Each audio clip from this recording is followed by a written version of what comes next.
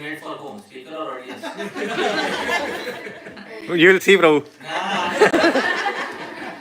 There is prasadam for audience and there is special prasadam for speaker. So, the answer is devotees. that's all. So plural answer means who is in greater quantity here, speaker or audience? Audience. Hence proved, dear devotees, that the audience is more important than the speaker. Thank you for kindly being present here today. Sri Rupa Goswami, the Acharya of the Sampradaya, would never begin a particular program without glorifying his audience. It is very important to glorify the audience. But also very important is to glorify the host, dear devotees, Nanda Maharaj Prabhu, Yashoda Mai Mataji. Thank you so much for kindly opening the doors of your home. The Shastras say, Na griham griham ityahur grihini griham uchyate. Shri Chaitanya Mahaprabhu said this in Chaitanya Charitamritam. 4 walls are not known as home, dear devotees. It is the lady of the home who is known as the home. Isn't it? This home is beautiful because there is the presence of the homemaker. And who is the homemaker in this home, dear devotees?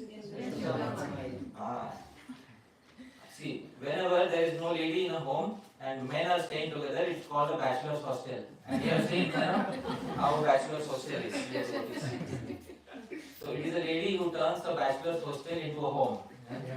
And she not only made this into a beautiful home, but also into a beautiful temple. oh, wonderful. Inviting everybody 3 days a week.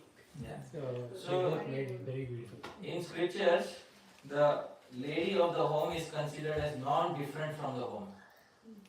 Grihini griham uchyate. The home is non-different from the lady. So Prabhu's name may be written outside the home, outside the door. That's where his domain ends.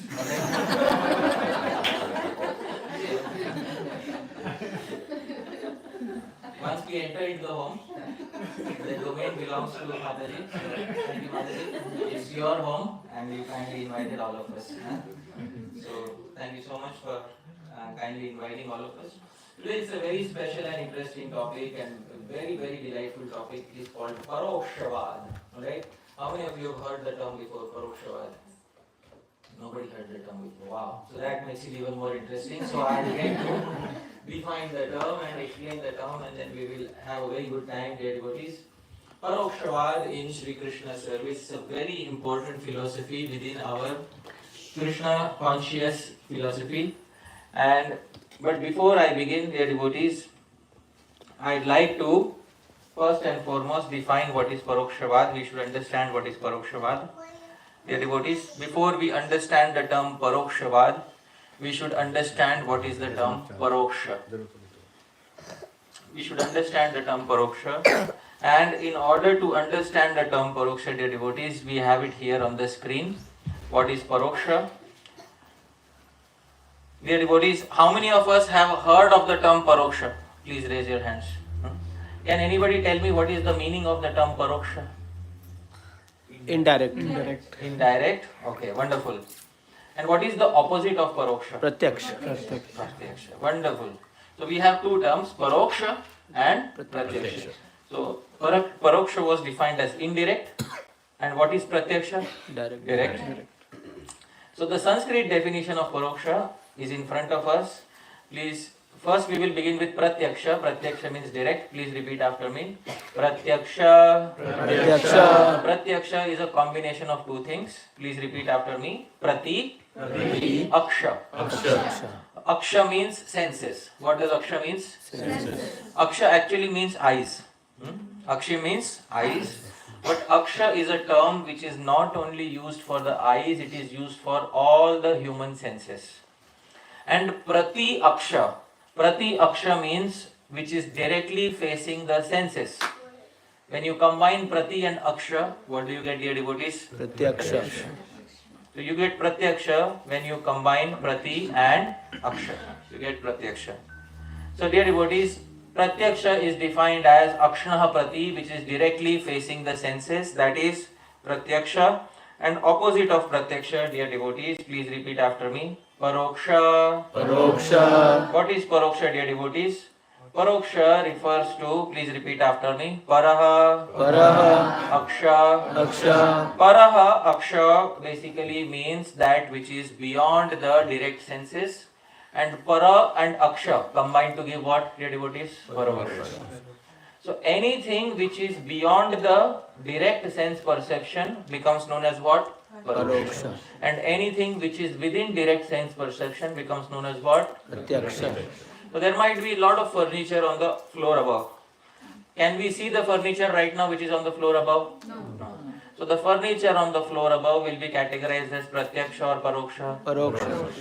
And the furniture that we see on the floor, the current floor, it is categorized as what? Pratyaksha. So any entity, any object that you cannot directly see with the senses is known as Paroksha. Any entity that you can directly see with the senses is called as Pratyaksha. And it is not only about seeing, it is also about hearing, feeling, touching, tasting. All the senses are there. I hope you are able to understand. So Paroksha and Pratyaksha. Dear devotees, in the Srimad Bhagavatam, Shri Krishna speaks about what is Paroksha Vaad. We understood what is Paroksha. Now we have to understand a new term. What is it? Paroksha Vaad. So please hear carefully, dear devotees, what is Paroksha Vaad. Paroksha Vaad is spoken about by Shri Krishna in the 11th canto of Srimad Bhagavatam, where Shri Krishna says something to his very dear devotee. Who is the dear devotee of Shri Krishna mentioned in the 11th canto of Srimad Bhagavatam? Uddhava. And Shri Krishna says something to Uddhava in the 11th canto of Srimad Bhagavatam. Please repeat after me. Paroksha Vaada Rishayah Paroksham Mama Cha Priyam Paroksha Vaada Rishayah Paroksham Mama Cha Priyam. Paroksha Vaada Rishayah. The rishis, the Vedic sages and mantras, they speak of Paroksha Vaad. And Krishna says, Mama Cha Priyam. Paroksha Vaad is very dear to me. I am very pleased by Paroksha Vaad. Dear devotees, Sri Krishna loves which Vaad? Paroksha. How many of us would like to know what Sri Krishna loves? Please raise your hands. So dear devotees, today we should understand what Paroksha Vaad is about, because Sri Krishna has directly said, Paroksham Mama Cha Priyam. Paroksha is very dear to me. But I told you what is Paroksha already. What is Paroksha? Indirect. Not indirect. Beyond senses. Beyond the senses. So does Krishna love what is beyond the senses? What is beyond Krishna's senses? Please tell me. Is there anything beyond Krishna's senses? In Bhagavad Gita, Arjun said to Krishna, Sarvata Pani Padam Te. Everywhere are your hands and feet. Isn't it? Is there anything which is beyond Krishna's senses? There is nothing beyond Krishna's senses. So what is Krishna referring to when Krishna is saying Paroksham Mama Cha Priyam? Paroksha is very dear to me. So Krishna is saying Paroksha Vaad is very dear to me. What is very dear to me? Paroksha Vaad. He is not speaking about Paroksha objects, but he is speaking about Paroksha Vaad. So now we have to also understand what is the meaning of Paroksha Vaad. Alright? So I will give you a simple example of what Paroksha Vaad is, and then from worldly life I will give you a simple example of what Paroksha Vaad is. And then we will be able to understand very easily. When I was a young child, in my childhood there was television, and there was only two channels on television, Doordarshan 1 and Doordarshan 2. How many of you have lived in that? Yeah? Oh, wonderful. Huh? So there were only two channels on TV. One was Doordarshan 1 and Doordarshan 2. So I vividly remember there was a TV serial that was coming on the channel, and there was one person who had to meet another person in secret and give him 1 crore rupees, 1 million rupees, alright?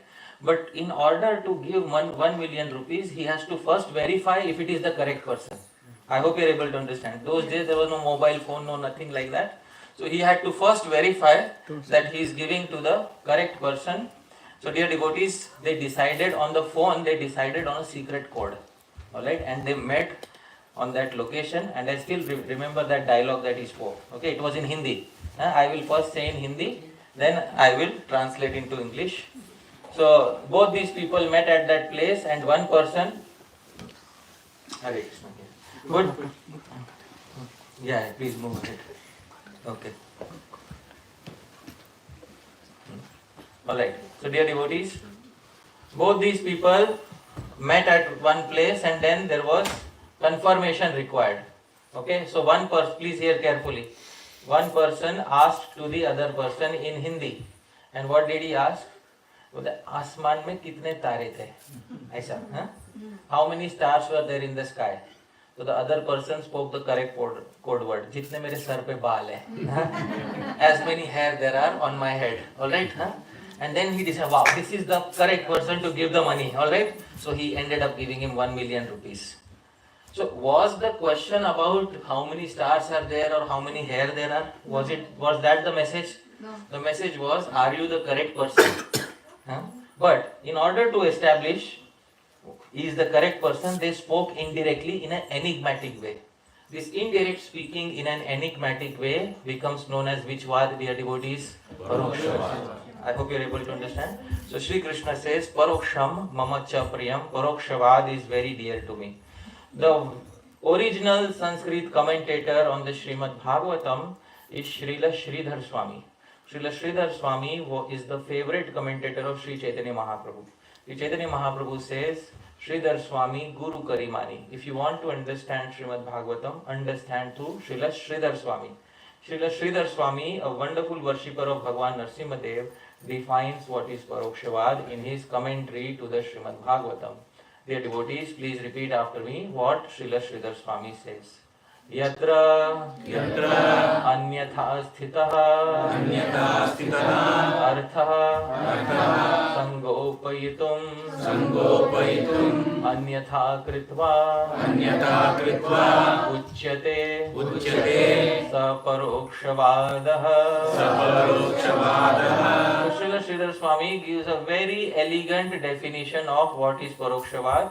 He says, Yatra anyatha sthitah artha sangopayitum anyatha kritva uchyate sa paroksha vadah. Somebody has a good enough voice, Prabhu, you have a loud enough voice?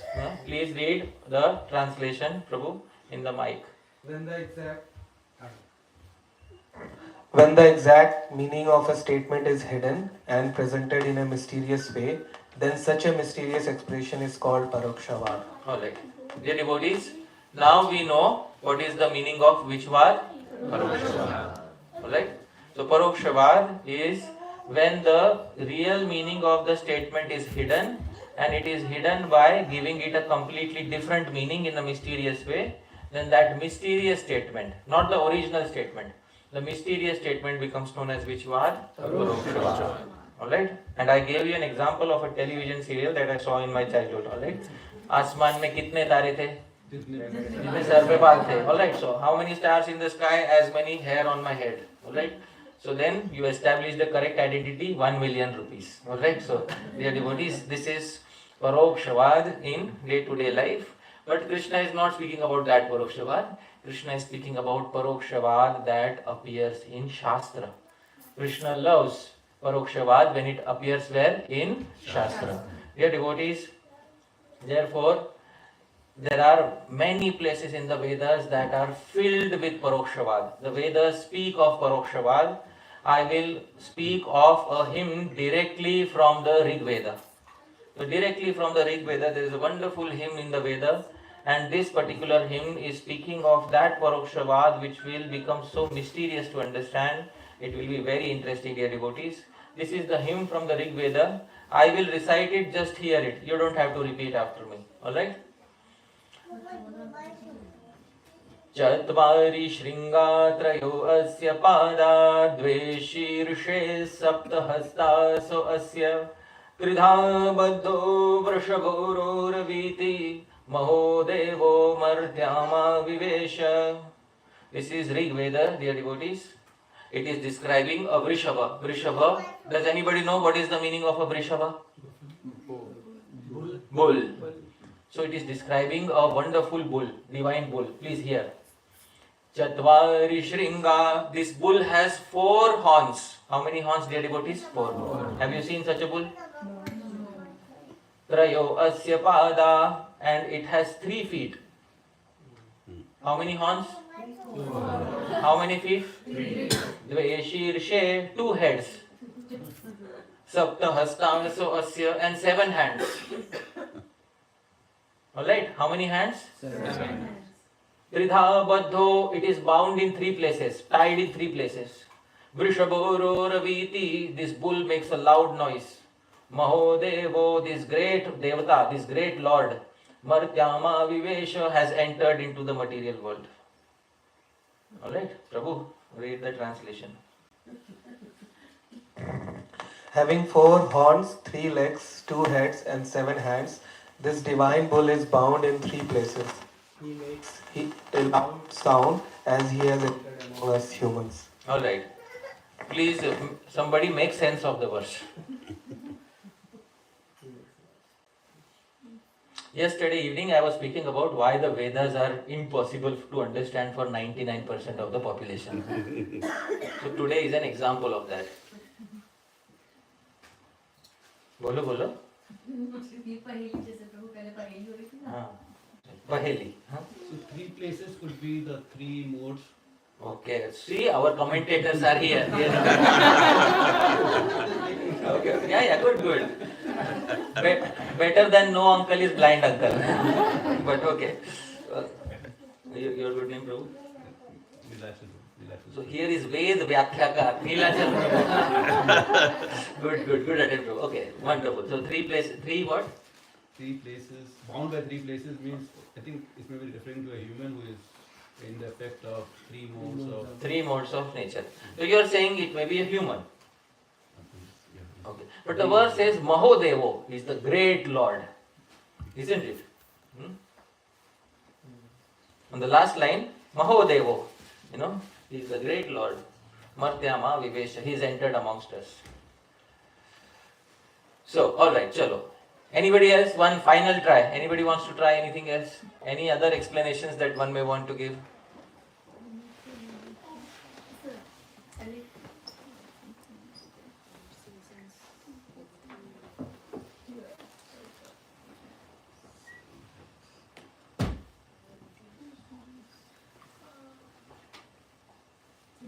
No, nobody wants to. Yeah, please tell me. I don't know, but like he's bound in 3 places, like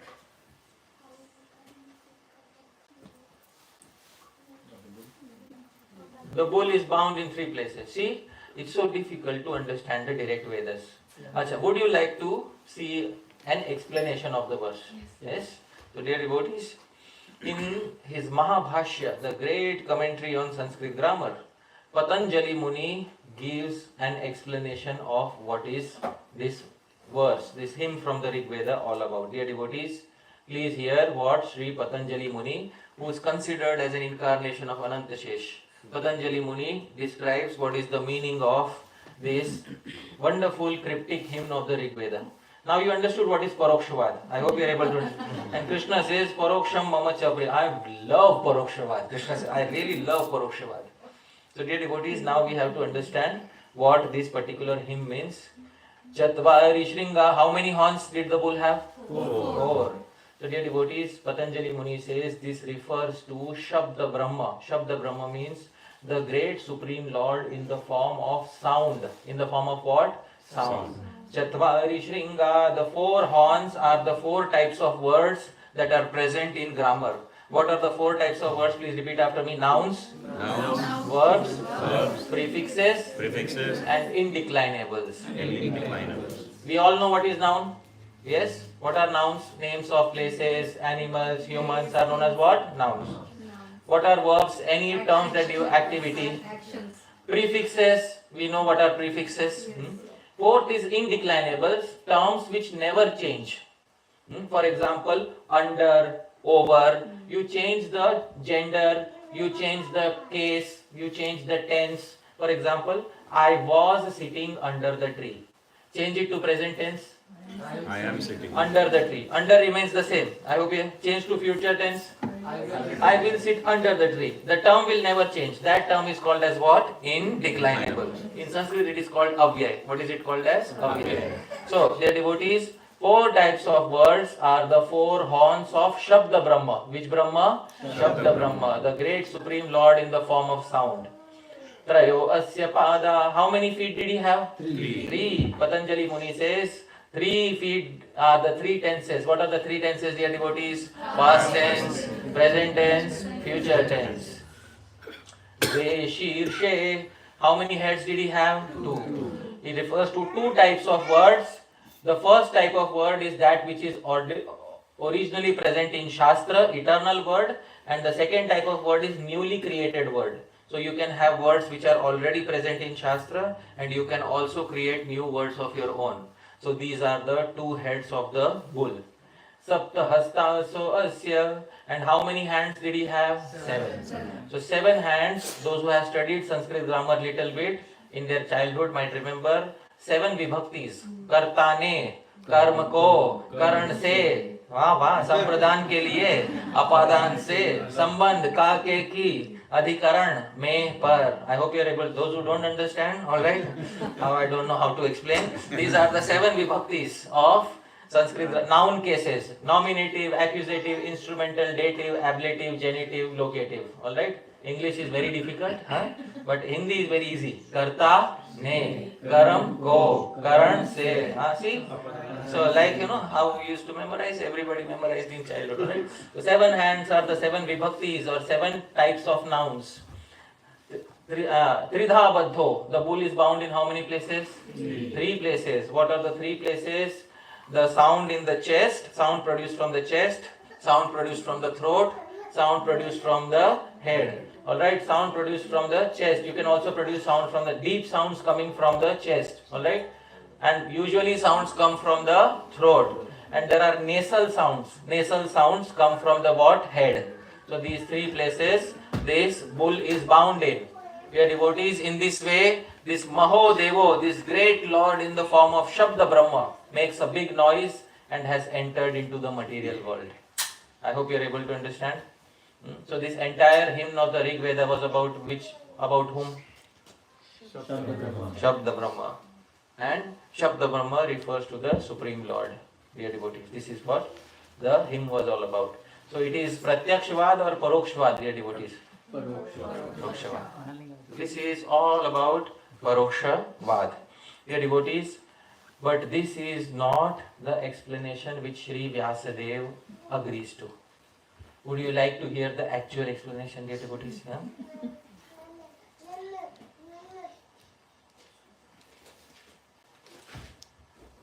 Dear devotees, in the Srimad Bhagavatam, Sri Vyasadeva explains through a verse. Please repeat after me.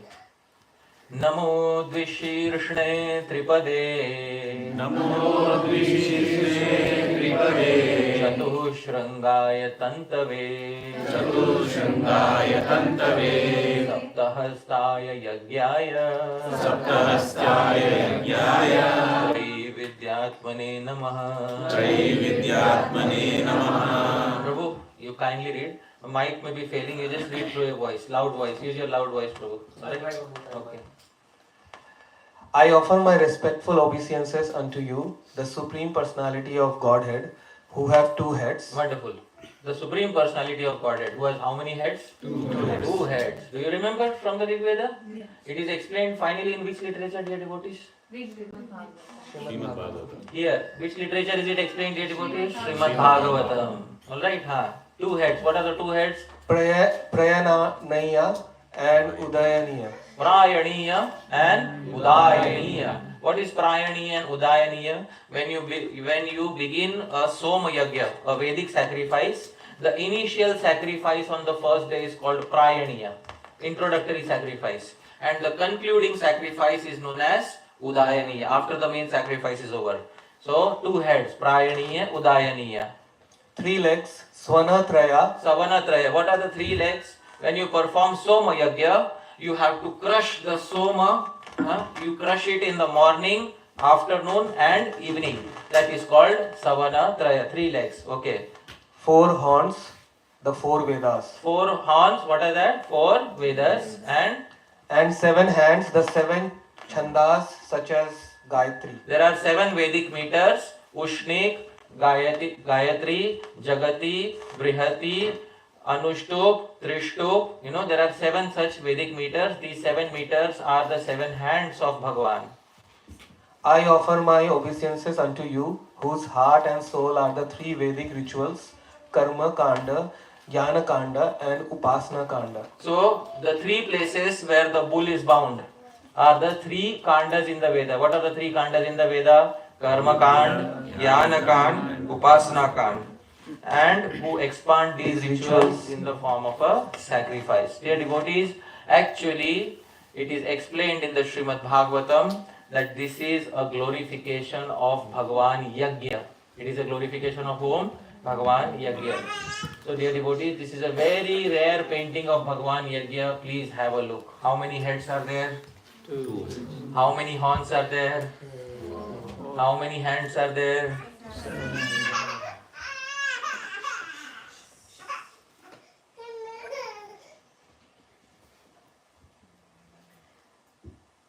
Bound by 3 places. You can see the Janu on him. How many threads does the Janu have? I hope you're able to. He's bound by the 3 threads. Karma Kand, Jnana Kand, Upasana Kand. This is Bhagavan Yagya, who inaugurated the process of fire sacrifice in which yuga? Treta Yuga. Dear devotees, this much we should know. Alright? Kriteya dhyayato vishnum Tretayam yajato makhai Dvapare paricharyayam Kalau tadhari kirtanat. In the Satya Yuga, the process of meditation is process of meditation. In Treta Yuga, the process of sacrifice. In Satya Yuga, who inaugurated meditation? Narayan. In Treta Yuga, who inaugurated fire sacrifice? Bhagavan Yagya. Right, he is there in front of you, dear devotees.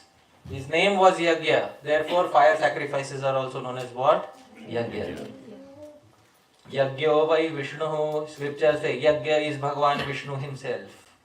Isn't it, dear devotees? So, actually, the hymn in the Rig Veda was glorification of Shabda Brahma, or was it glorification of Bhagavan Yagya?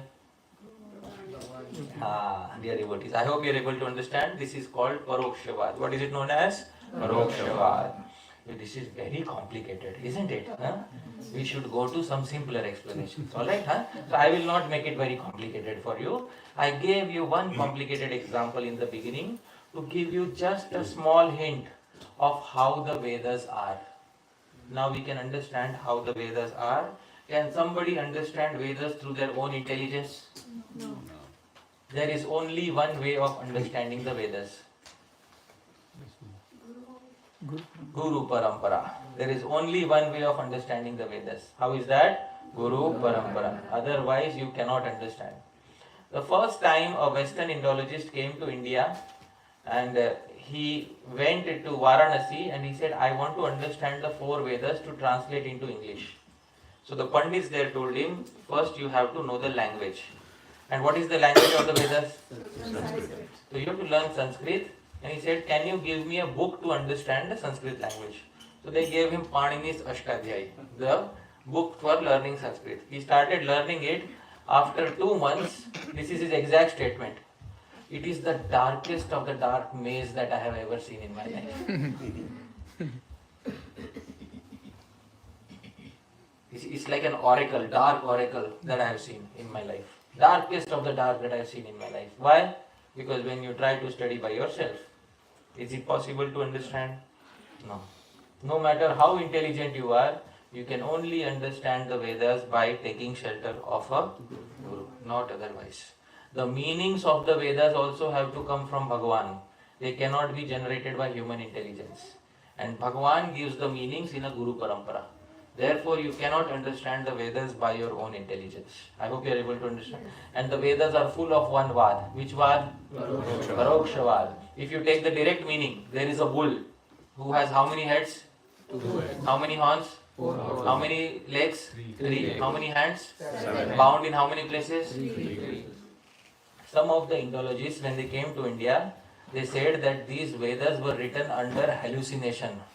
After taking LSD, somebody wrote it.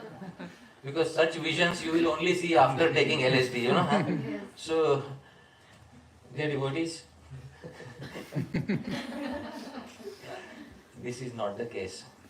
I hope you are able to understand. So, without a guru, it is not possible to understand.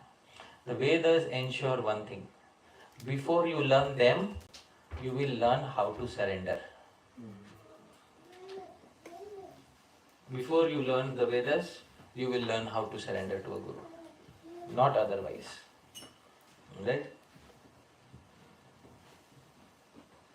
Also in the Srimad Bhagavatam, there is this entire Paroksha Vaad pastime of one person. Who's that? Puranjan. How many of us have studied the pastime of Puranjan? Oh my goodness. No, all of us have not studied Puranjan. Never heard about Puranjan? Prabhu, you have heard about Puranjan? I heard, but I don't know the story of that. Okay, you have heard about Puranjan? I've read. Yeah. City of Nine Gates. Yeah, City of Nine Gates. There is a king named Prachin Barhi. Who is that name of the king? Prachin Barhi. His sons are Prachetas. His sons are busy performing austerities according to directions given by Bhagavan Shiva. Meanwhile, Prachin Barhi is enjoying his household life.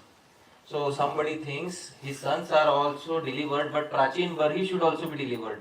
So Narad Muni comes to Prachin Barhi and he says, Prachin Barhi, do you know the story of Puranjan? Prachin Barhi says, no, I don't know.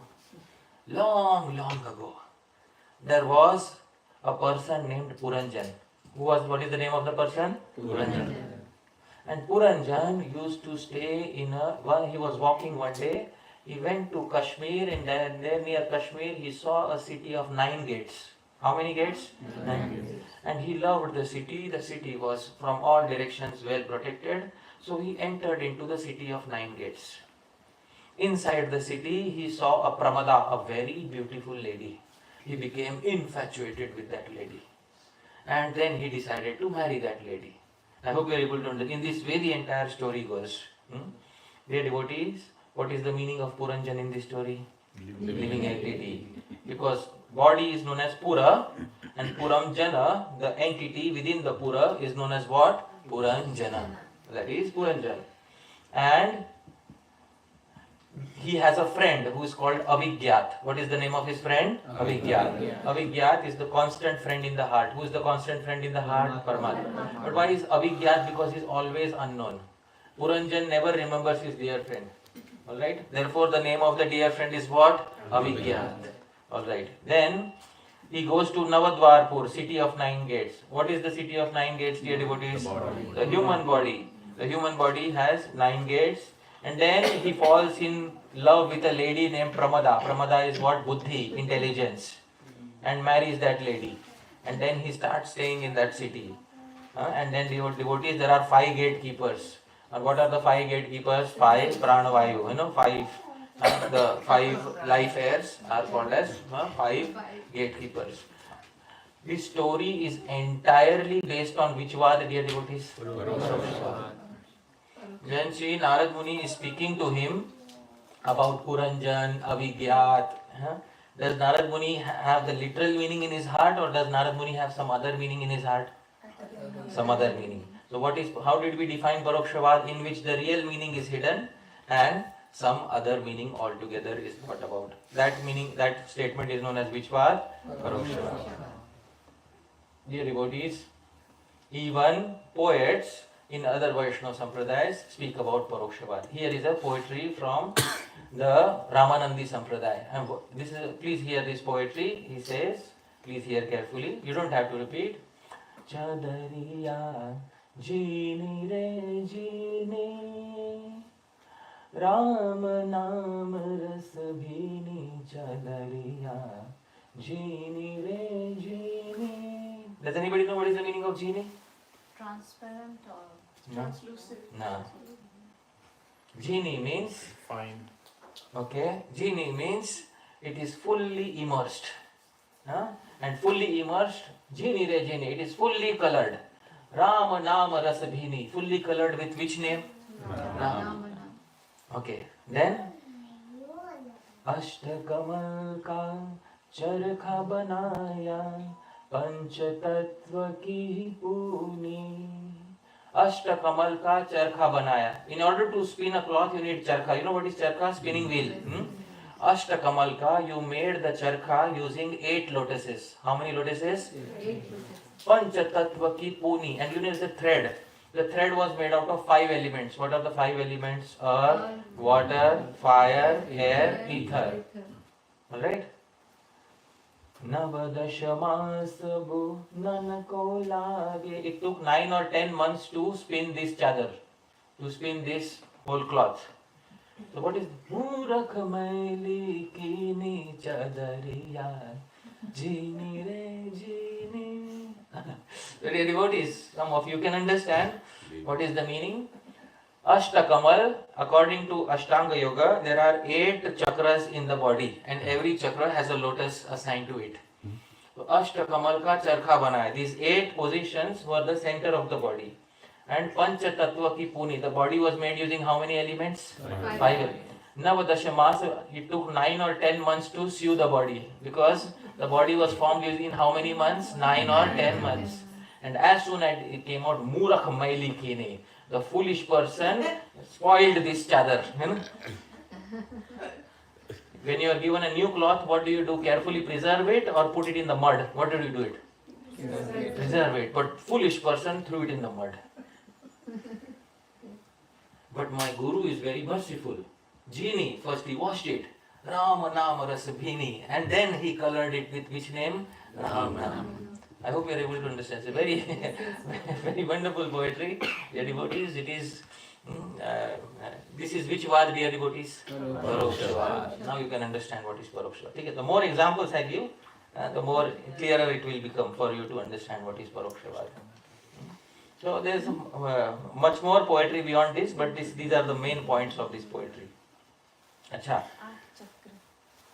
Dear devotees, in Sri Chaitanya Mahaprabhu's Leela also we have examples of what? Paroksha Vaad. I'll give you some examples of this. This one wonderful example. Sri Chaitanya Mahaprabhu spends his entire life, half of his life he spent in Navadvip. Where did he spend? Navadvip. Total 48 years he was. 48 years, first 24 years he was at which place? Navadvip. The remaining 24 years he was at which place? Jagannath Puri. He took sannyas at a very young age, 24, and he went to Jagannath Puri. In that Jagannath Puri also, first 12 years he spent traveling throughout India. First 12 years he spent traveling, southern part of India. And then how many years are remaining? 12. Because first 24 years he spent in Navadvip. In Jagannath Puri, first 12 years he spent doing what? Traveling. How many years remain now? 12. So there was a personality who had invited Chaitanya Mahaprabhu in this world. Who was the personality who had invited Chaitanya Mahaprabhu in this world? Advaita Acharya. So Advaita Acharya had a message to give to Chaitanya Mahaprabhu when 12 years were remaining. And this message is based on which Vaad, dear devotees? Paroksha. So this is specified in the Chaitanya Charitamrita. Please repeat after me. Taraja Prahelyacharya Kahin Tare Thore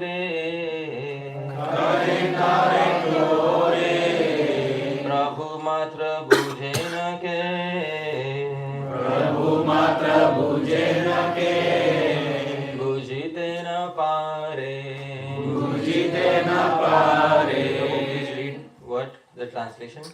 Advaita Acharya had written a sonnet in equivocal language with an importance that Sri Chaitanya Mahaprabhu could understand but others could not. Okay. Advaita Acharya had written a sonnet. Now dear devotees, does anybody know what is exactly sonnet? It's a music composition. Okay. Small poem. Actually sonnet is a English verse which has 14 lines. English poetry which has how many lines? 14 lines. So that is what you call a sonnet. And in Shakespearean poetry you can have many sonnets. But the original term says Taraja Paheli. Paheli. Does anybody know what is Paheli? Riddle. So originally it means Advaita Acharya sent a riddle. But because you cannot exactly translate Tarja, so Srila Prabhupada gives an approximate translation as sonnet. In an equivocal language, in a very hidden language. Now hidden language means we are dealing with which Vaad, dear devotees? Paroksha Vaad. With the import, with the meaning that Sri Chaitanya Mahaprabhu could understand, but others could not understand. Alright? Please repeat after me. प्रभु रे कहिह आमार कोटि नमस्कार एहि निवेदन तार चरण आमार Nanda Maharaj Prabhu, can you please read the translation loudly? In his sonnet, Advaita Prabhu first offered his obeisances hundreds and thousands of times unto the lotus feet of Lord Sri Chaitanya Mahaprabhu. He then submitted the following statement at his lotus feet. Alright, so now Advaita Acharya said, my pranams to you, please hear my statement. Do you want to hear the wonderful verse of Sri Advaita Acharya? Yes?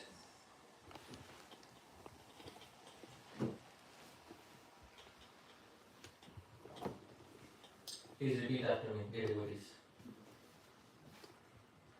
बाउला के कही हलोका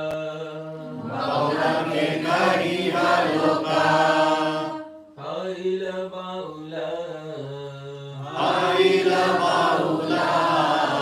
बाउला के कही हाटे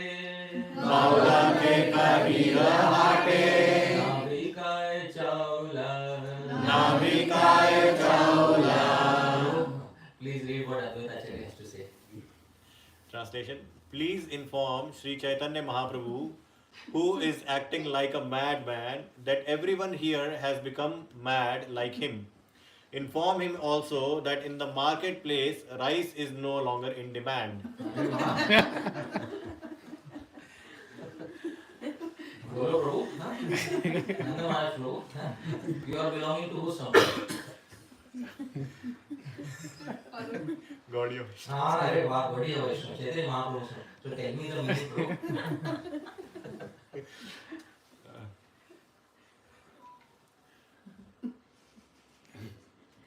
So, He's trying. All right, we should encourage him. Yes, you can yes, do I can do it. it. You can do it. I go Premanande. Prabhu, please try.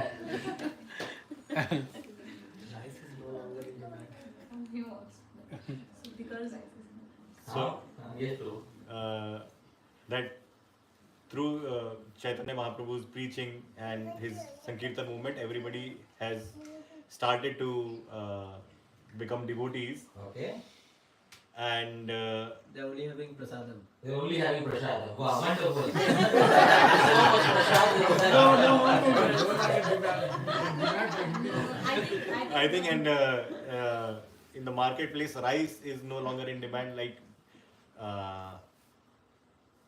the false philosophies have lost their significance. Okay, wonderful. Chalo, you tried. Very nice. Many congratulations, Prabhu. Anyway, next verse. Maula ke kahi hakaye. Nahi ka aula.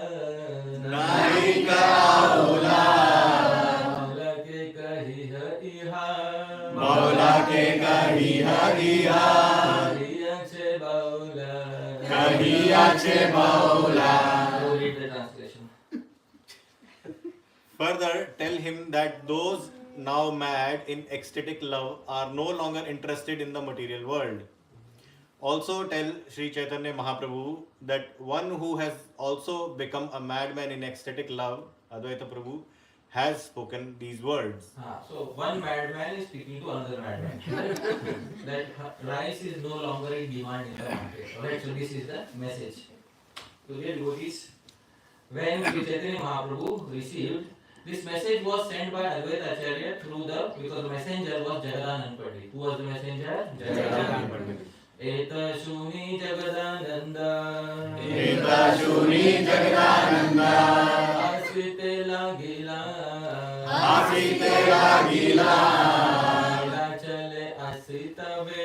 Nila chale Prabhu re kahila. Upon hearing Advaita Acharya's statement, Jagadananda Pandit began to laugh.